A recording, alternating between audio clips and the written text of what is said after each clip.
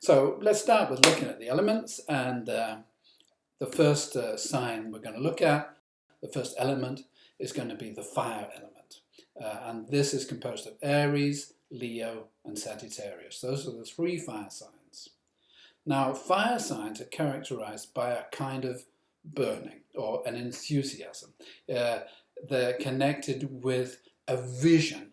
And in actual fact, fire signs are connected with the way we represent reality visually through our eyes. So fire signs are very kind of future-oriented. They're very good at visualizing the future. And so they're full of dynamic, sort of dynamic ideas and creative ideas about how to, what to do in the future. Very enthusiastic, very tied up with identity and self-expression.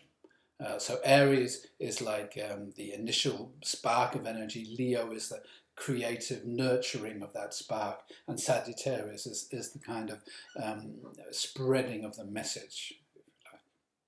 So the next element we're going to look at is Earth, which is total contrast to fire, really grounded. You've got Taurus, Virgo, Capricorn. These are kind of business-orientated signs, work-orientated, very, very practical. So whereas fire is very visionary, Earth is very practical, connected to the earth, grounded, and into the physical sense. Touch is important. Nature is important for these three signs. And people also would say that they're more materialistic. Well, they're more materialistic because there's a greater appreciation of the material world. They enjoy it. Taurus has the capacity to enjoy the material world. Virgo is extremely good at organizing things, and Capricorn is very, very good at advancing and creating dynamic new achievements, you could say, in the material world. The next element is the air element, and this is totally ungrounded and very inspirational. The air element is connected to sound, and is connected to what we hear, how we communicate. And as such, air element is very sociable. The air element needs ideas, needs people to communicate, groups to communicate with. So it's a very gregarious kind of sign, which and very mental in its approach. Not very grounded, but full of ideas, and very interested in people generally. Very social sign. And the final element is the water element, and this is like much deeper than air in a sense. It's like people and planets in water signs don't express themselves very visually. Very visibly. They run deep and awaken deep emotions. So water signs are extremely good at feeling, at sensing. They're really good at showing empathy, but they're also very sensitive and vulnerable. So they can get kind of lost in their emotions, but they're very supportive and nurturing for other people. Now, these are the four elements, and these are crucial, and in all forms of astrological therapy, understanding the way planets work in each of the four elements is the key to helping people. But there's another division of the 12 signs, which is called the modality. And there are three modalities, which are cardinal, fixed, and mutable. And this is the way energy is expressed in each of the 12 signs. So if we take the first set of modalities, which is cardinal, these are all different elements: fire, water, air, and earth. But the energy of the cardinal energy is the energy that gets things started. Whenever we do anything, we always put a tremendous amount of energy into starting it. That's the dynamic energy of the start.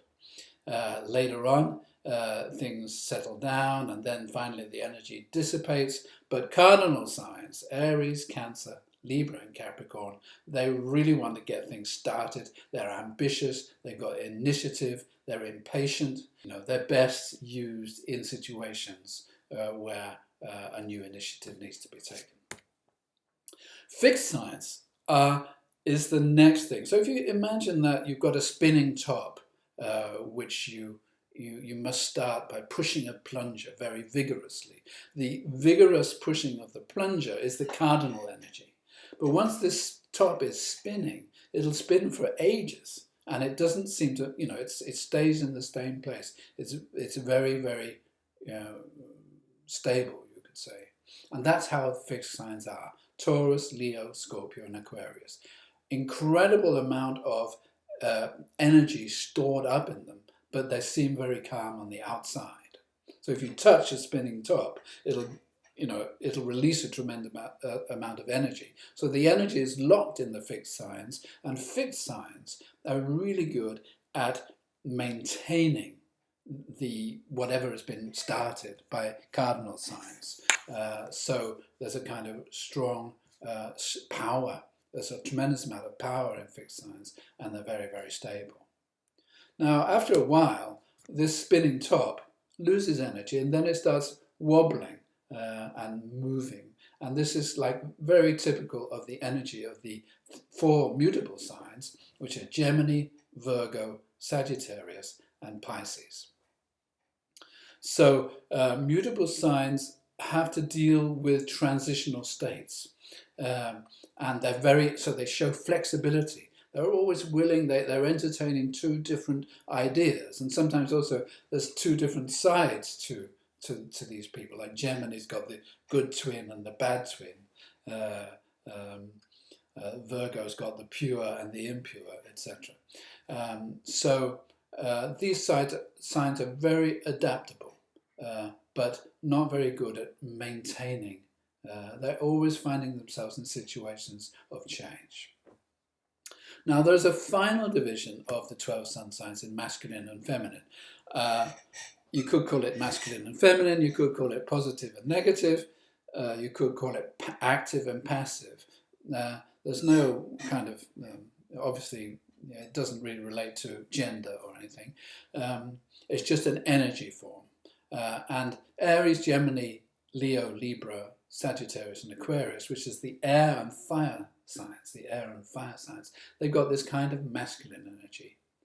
And Taurus, Cancer, Virgo, Scorpio, Capricorn, and Pisces have got this feminine energy. So it's like a change in polarity. And people talk a lot about having planets on the cusp. If you're born with the sun in the last degree of a sign, there's a kind of theory that you may have a little of the qualities of the next sign. But really, it's not like that. The borderline of each sign is razor sharp.